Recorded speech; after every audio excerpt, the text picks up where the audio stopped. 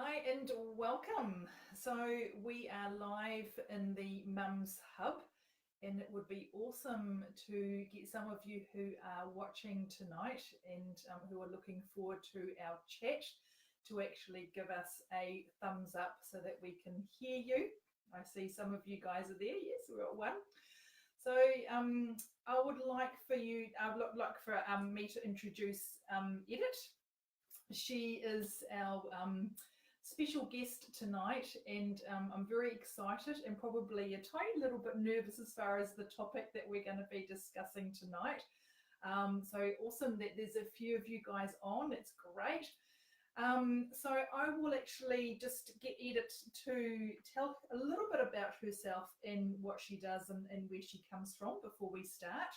So I will hand it over Thank you. to Edith. Thank you very much, Trish.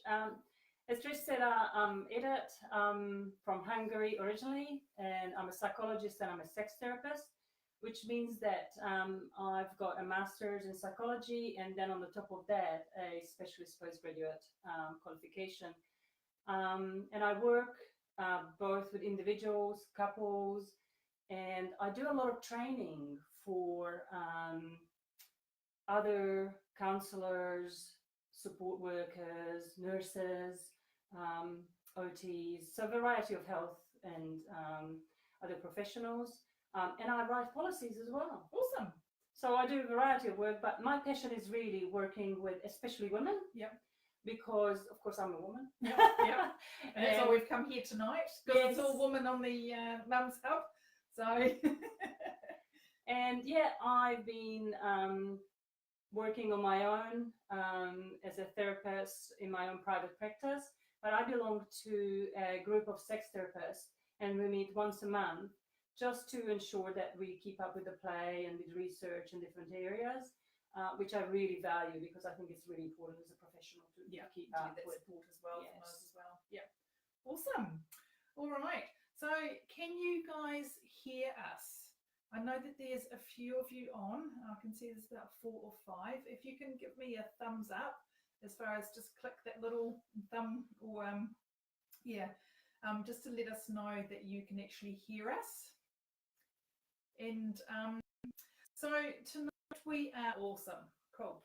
So tonight we are talking about getting back to our our intimacy, getting back our intimacy, our sex drive after having a baby, which I know, I've had 3 children and I know exactly what it's like, and it was definitely hard for me, after sort of thinking, that 6-week mark and that 7-week mark, thinking, I should get back into that sort of sexual desire like I used to.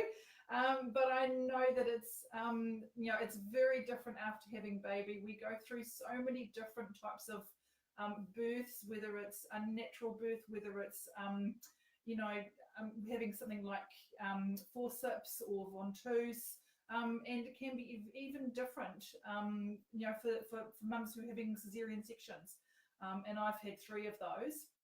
And so we'll actually be talking a little bit about that tonight as well. So all the different types of births that may be involved in how you're feeling, and how that can correlate in between how getting that intimacy back, and very, very simple steps of just getting that relationship back as far as with your partner. I think it's very, very important. Yeah, definitely, Trish. I think it's essential to acknowledge that everybody's different. Yeah. So after each child, it will be slightly different as well. So I had 2 children of my own as well, and it's very, very different how you deal with life after one, or having 2 or 3 or even more children. So I think it's really important to acknowledge that we need to allow time to heal, especially if it was not a straightforward birth. And that recovery is not necessarily just physical, but it's emotional as well. Yeah. Because we shouldn't forget that suddenly you've got a newborn there, but your body and soul just been through a huge journey, and maybe even trauma if it wasn't an easy birth. Yeah. So I think it's paramount that we do that, and not just do that on our own, but with our partners. Right. Share that and talk about where we are at, and all the good stuff as well. That, you know, I got up a little bit easier today, or less sore, or whatever, and acknowledge if there are difficulties. Yeah. Because a lot of women sort of feel this sort of, I'm a superhero, I'm a superwoman, I shouldn't tell my other half, you know, I might be seen as weak or whatever. Right. Yeah. That's not a good policy. No, absolutely not. No. So yeah, definitely communication is a huge thing, isn't it, as far as talking to our partners and how we're feeling. Especially probably the last thing on our minds when we're feeling sleep deprived and Bubs is not sleeping, and you sort of really don't know sometimes what time of day it is when you've got a newborn.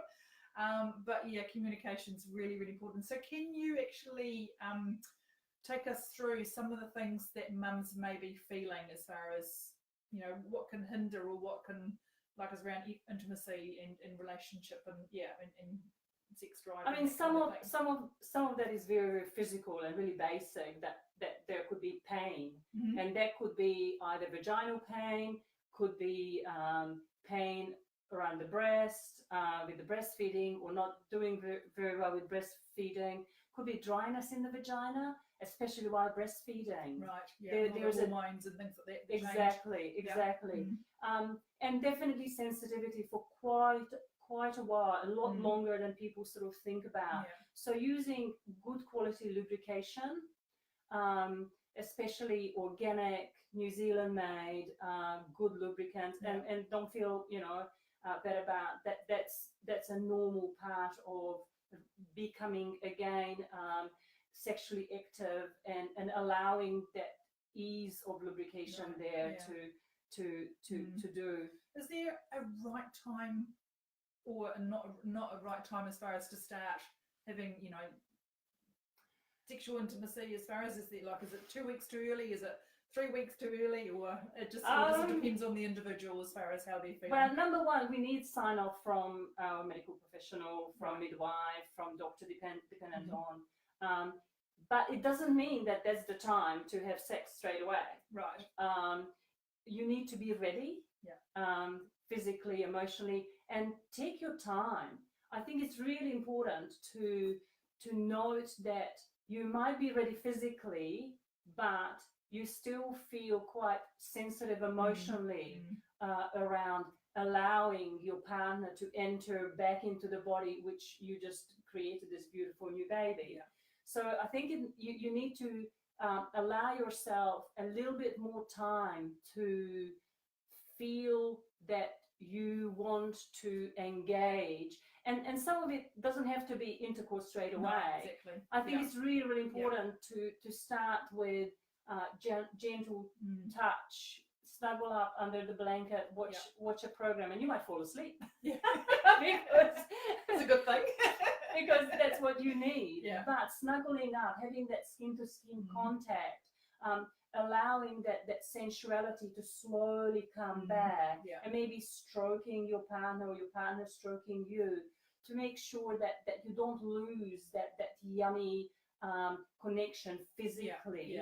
And of course, you need to talk, you need to engage and let them know that it's really nice that you stroke, but don't stroke me there, because it's really sensitive there. Yeah, so very small steps at a time. Yes. And you've got to feel comfortable and safe as well. Very much so. Another thing is, you know, part of being sensual is get your partner to get some nice oil and massage your back, or massage your arm, or massage your feet, massage your shoulders, especially when you've been breastfeeding and things, and you get open it open it up and allow the shoulders to come down a little bit. So some of those things could be the first few steps to come back into that sensuality and sexuality, not whang bang, you know, right into intercourse, because intercourse is overrated, especially at the beginning, because there could be, especially if there are stitches, you know, you probably don't want to go there for a little bit longer. Use, I mean, I don't know, bio oil, or, you know, something to heat a little bit better. Another good trick around taking control is when women are ready to go back to a little bit more active sexual life, intercourse, for the woman to be on the top when the woman is on the top, there's a lot more control of how deep you allow your pelvis to go down, how fast, and the angle, because people forget that sometimes, you know, the vagina can be quite sore on one side, but the other one is better. So to have that control of what's happening is quite good, and most partners quite appreciate that. I don't know the difference. So I think those are, again, good lubrication. You know, using and maybe sort of not necessarily on the top or on the side, but making sure that there is a control for the women to know what's happening, how deep the penetration is. Those are very important and good steps. So even if you're all those hormones and things, and even if you're not dry, that lubrication can help with as far as pain as well, of course. Definitely. So it will actually help. And when we are relaxed, when we allow ourselves to have a little bit more of an unwind, and massage, maybe a little bit of a snuggle time. Maybe your partner makes you a cup of tea. And you had other things that we discussed too, as far as other than making a cup of tea, the little simple things that your partner can do, other than actually the sexual things that men think of, and they actually want to get straight back into it. We had a little discussion as far as what can they actually do to help us women feel more wanted and feel more loved, other than the actual sexual things that are, and that's very, you know, it also needs to be communicated too with our partners. Yes. So, so what were those things that we discussed, Edith? Well, a lot of husbands sort of are a little bit lost of how to approach or reapproach sensuality with their wives' partners. And no women said no for the partners to unload the dishwasher or put the washing out on the line, and then they could maybe have a shower and then feel a lot more ready to be closer to the partner, and especially after that, getting a cup of tea as well. I mean, most of us would be a lot easier to be available in all sorts of ways. We looked after. Exactly. A little bit more time, because at the end of the day, as a mother, you run out of time. You run out of energy. So I think it's really important to communicate that, well, I want to be with you, but, you know, I have this list of things I need to cover before I'm able to be yours. Absolutely. All right. And I have a couple of other things which I think is really, really important. And one is birth control. Right. Because if we are worried about, oh my God, I don't want to get pregnant straight away, it's important to ensure that we have either condoms or other professional way of ensuring that we don't get pregnant. And that's just the other thing, as far as even though you are breastfeeding fully, doesn't necessarily mean that you are actually not going to get pregnant. So I have definitely had some clients who have been very surprised after, you know, 9 weeks or 3 months who've got pregnant again, even though we're fully breastfeeding, and actually didn't even have their period yet. But actually got pregnant. So it's very, very important that, that we look at birth control as well. Very, very important. Speaking up and telling yourself and telling your partner what feels good and what you want and what you don't want, that's paramount. And that could be, as we said, you know, gentle touches, stroking, anything and everything what you feel would be great as a part of the sensual or sexual play. Because if something is not feeling right, you don't want to do it again. No. You don't want to continue. And you don't feel good about yourself either. Yes. So there's a lot of other things that might come into play as far as and some basic things like stroking, you know, hair or kissing face or neck can be really sensual and easy ways to start feeling wanted, still feeling that, oh, I'm beautiful. Because most of us, after having a baby, you know, we have a baby belly, we're breastfeeding, you know, the body image might be sort of and that is something, again, what we could ask our partners, our husbands, to do is just acknowledge how beautiful we are and say it to us. because they might think that. They might think, oh my God, you know, you're the goddess in this household, in this town, in this country, in this world. But if they don't say it, especially, you know, some men are not very good verbalizing. But if you just tell them that, oh, you know, how do you think my hair, especially if you wash your hair? Well, that's the thing, isn't it? I think I probably was a tracksuit in a big t-shirt kind of, you know, girl. Is probably for the first 3 months. I couldn't get back into my normal clothes. So definitely body image and how you feel sexually and attractive and things like that is very different after having a baby than before, and it probably changes again after having a second baby. And a third and that kind of thing. So yeah. And sometimes when, you know, hubby is dealing with the dishes or something, and you can have a shower and maybe put on a really nice pair of knickers. Right. It just makes us feel so much better. Just having some lacy number on. It might not go anywhere, but just to feel that woman again, rather than the mum. No, absolutely.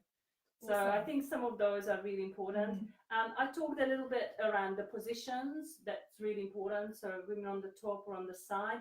And another one, and I'm certain that you heard this, doing your Kegel exercises. Right. Starting to re-establish the pelvic floor, to strengthen it, is really useful, not just in that first phase after baby is born, but later on in life. Kegel is your friend. You need to do that right through, because later on, if those pelvic floor muscles are not strong, you won't have the sensations there as before. And of course, good strong pelvic floor helps the pleasure. Absolutely. So Kegel is your friend, and Kegel will be your friend for a long time. So I think it's very, very important to put the time and energy into that.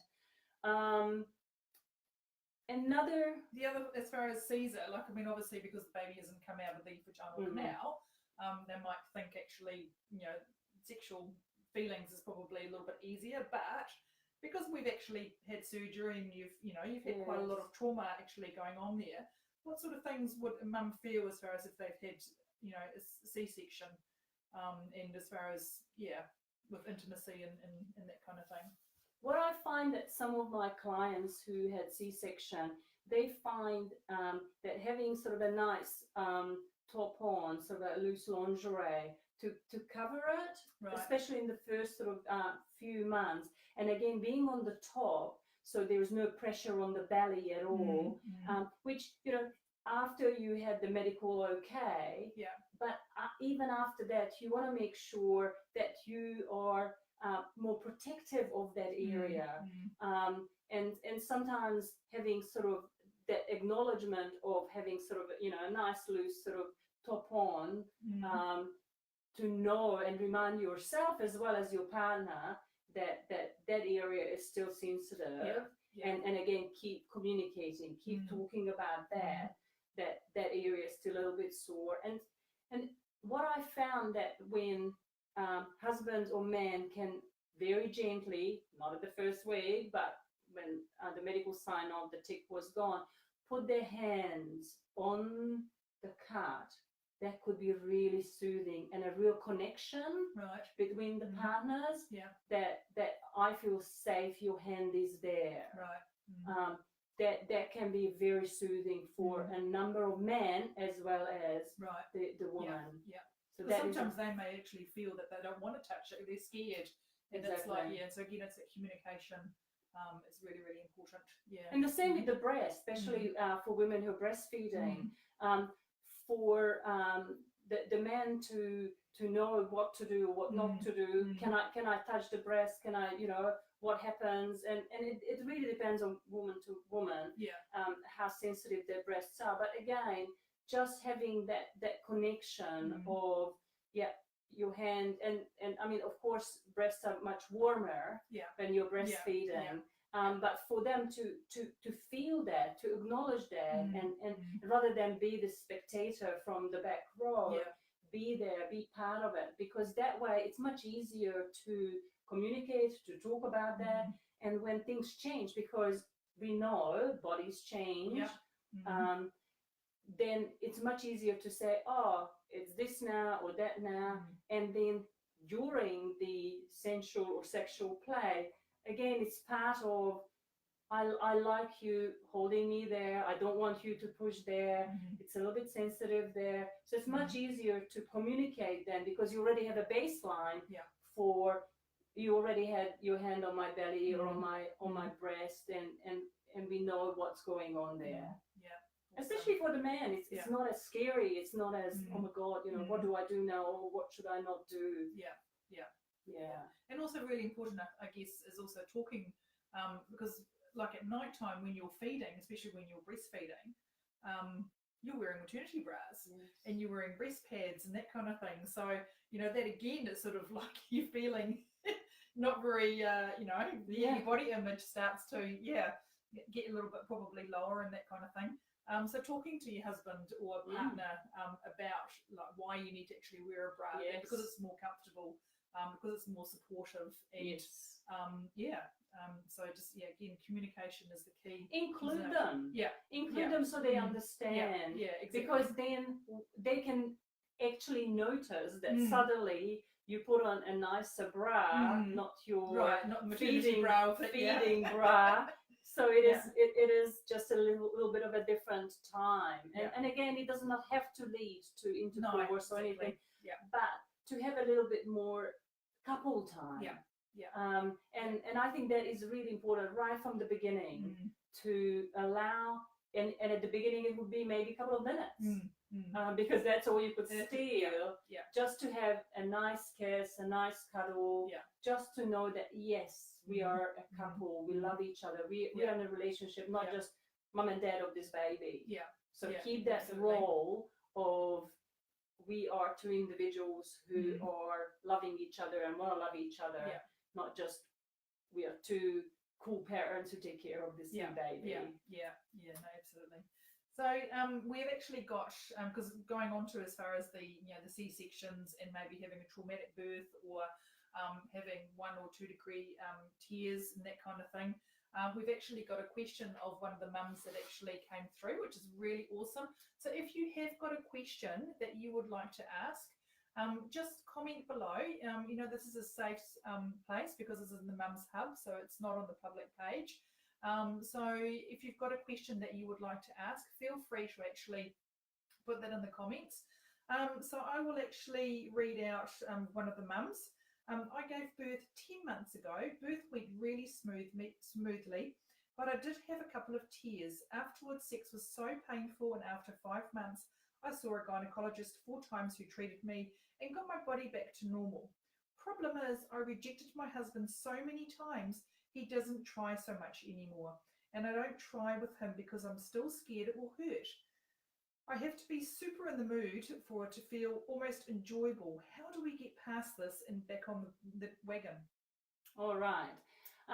I think I sort of answered bits of this in some of the earlier conversation we had, but I think it's very important to start chatting about the relationship and how we want to make sure that we are still a couple, and have some of that couple time, and take it easy. So it doesn't have to be that, oh my God, Friday evening we're gonna have sex, but more put time aside of not watching TV or not doing anything active, but just be together, chat together, and start some of those foreplay type of activities. And I'm certain that your husband will know that you are open to enjoyment on a physical level, especially on an emotional level as well. So stroking, touching, kissing, and it might not go all the way straight away, but those positive hormones, the idea for the brain that this is enjoyable will start being reestablished. So allow that time to sort of slowly build up, so the body and the mind will be ready. And don't worry, your husband will be ready. I'm certain that he will get the message. So you may want to sort of talk about it, you may want to communicate, verbally, but your body, your way of opening up will show that you want him in your world, you want him in your life, in your space, and start more sort of sensual before it goes to sexual and more intercourse type of activities. Yeah. And I think that's really important for women. Yes. Anyway, isn't it? As far as just getting them more of that intimacy and that sexuality before actually, having that, Very much so. And some of those other little signs of, getting yourself ready, because when we put on just a little bit different underwear, just maybe using the good body wash, we already feel better. And then our way of responding to our partner will be slightly different as well. And for some women, it's having a nice bath. For other, getting nails done. So we all have sort of our little ways when we know that we just feel a little bit more special. And we could do that, and then our way will be quite different with our partner as well. Absolutely. So I'll just check to see whether anybody's got any questions. Has anybody got any questions? I've actually got a question, but this is like a lot later on. But I'm just thinking, people always said, the more sex you have, the more you want. Well, is that sort of like, or obviously more easier it becomes, and maybe those endorphins, those hormones and things like that. So, or is that just yes and no? Yes and no. Yes Okay. and no, because if you don't have any sex, then after a while you sort of stop wanting it, because it's stopped being part of your life and relationship. But you might have a couple who has sex once a week, and it's a wonderful experience, a great connection. They both love it, enjoy it. There's another couple, they have sex once a week, but both parties feel that they want more, they want different. So both couples have one sexual time a week, but the perception is so different of what they think it is or should be. So having more sex, it doesn't necessarily mean it's good sex. No, well, exactly. So you probably don't want to have two big gaps, because that way, when you don't use it, you lose it. Right. And that is both for males and females. Right. Atrophy of the vagina, penis might not work as reliably. So we want to make sure there is some regularity. But of course, after having a baby, having periods, having sort of unwell children, sleepless nights, you're probably not going to have as frequent time and energy to have sex. But having sort of gentle cuddles, having the closeness, so you might not have wild hanging off the ceiling intercourse, but that intimacy, that closeness with that physical skin to skin contact is there. Therefore you could restart whenever you are ready and whenever you feel that your body and mind ready for it. So what are the really simple little steps that we can actually do when we actually have a newborn, or even as babies get older? Just the simple steps to actually get back to that cuddling stage, and that can you give the mums a little bit of an idea, as far as, because there probably a lot of brain fog out there, a lot of sleep deprivation. So actually talking about this little simple steps that can actually do to help come back on track. Into it. Some of it is making sure that you kiss and cuddle and make eye contact with your partner in the morning and in the evening. It's a minimum. Right. So having a hug, look in the eyes and hold their gaze just a little bit longer, so they know that you are there for them and you know that they are there for you. And it's more than just for the two of you, it's for your child or children. Yeah, so they can see as they grow, as far as they see it, Yeah. they feel it, they know Mm. that there are two loving parents there. Mm. So it's good for their development as well. Spending time together, doing things together, and that could be as simple as doing the dishes together and chatting about how was your day, sharing, oh, the baby was really good this afternoon, but then got really unsettled, because the husband, the partner want to know that. They want to be part of that. And of course, you want to know a little bit more about what happened in their world, because of course, you are a couple. You need to sort of share all the ideas of what's happening. Just to add on to that, as far as just sharing, as far as doing the dishes and sharing the workload, I think it's also really important for new mums, especially, to actually get the partners to actually share the load with bubs, as far as doing the bathing together, or being able to birth baby, or walking around trying to actually settle baby, and giving the dads an opportunity to be able to do that. So they also feel confident, because dads can feel huge lack of confidence when they have newborns.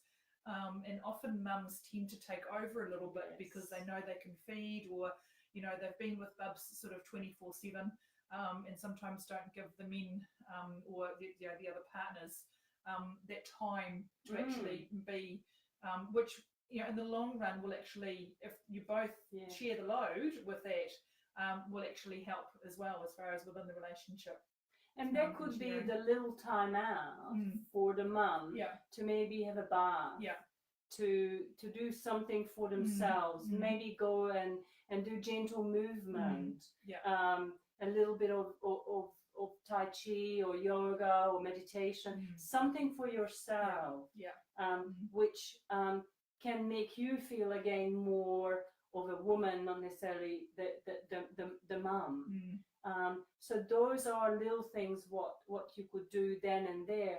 And of course, later on, the bub's a little bit more independent of you, so you don't have to be there sort of every minute. So you could get, somebody to babysit for a little bit. Go for a walk.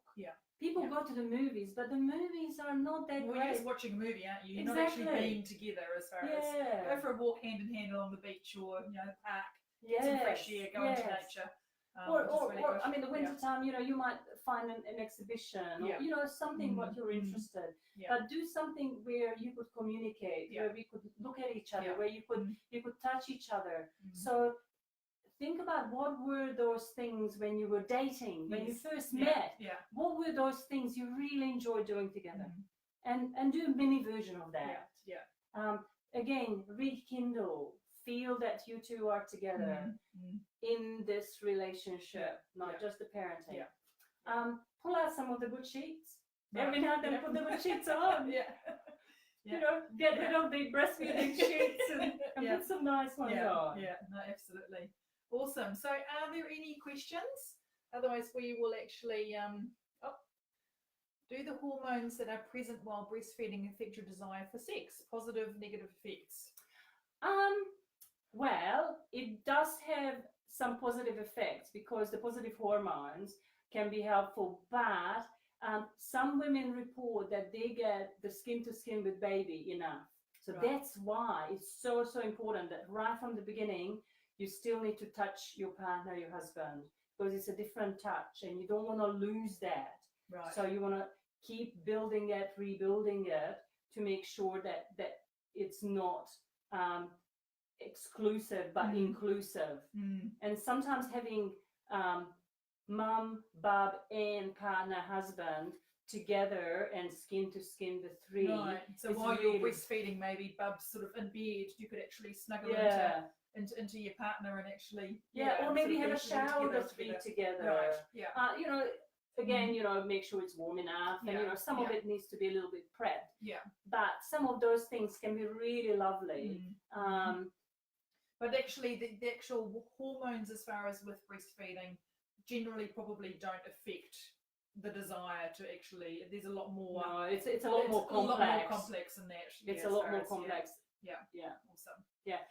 What I wanted to say, though, that if somebody has any questions they want to privately ask me, I think Trish will put my email address on, and I'm happy to do that, because some of us are a little bit more private than others, so I'm happy to do that afterwards. Awesome. Okay, so I'll definitely put Edith's email address so you can actually contact her, and if you've got any more questions, or even if you want a session with her to chat.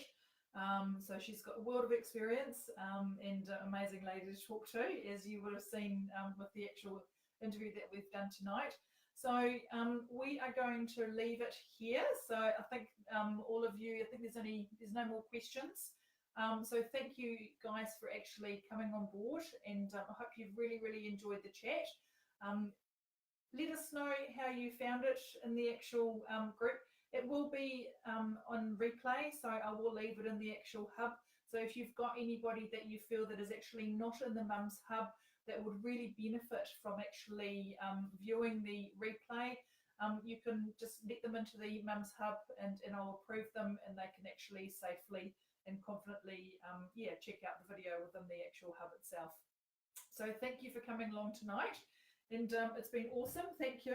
Thank you, Trish. Thank you, everybody. Time. So we'll catch you guys later. All right. See you. Bye.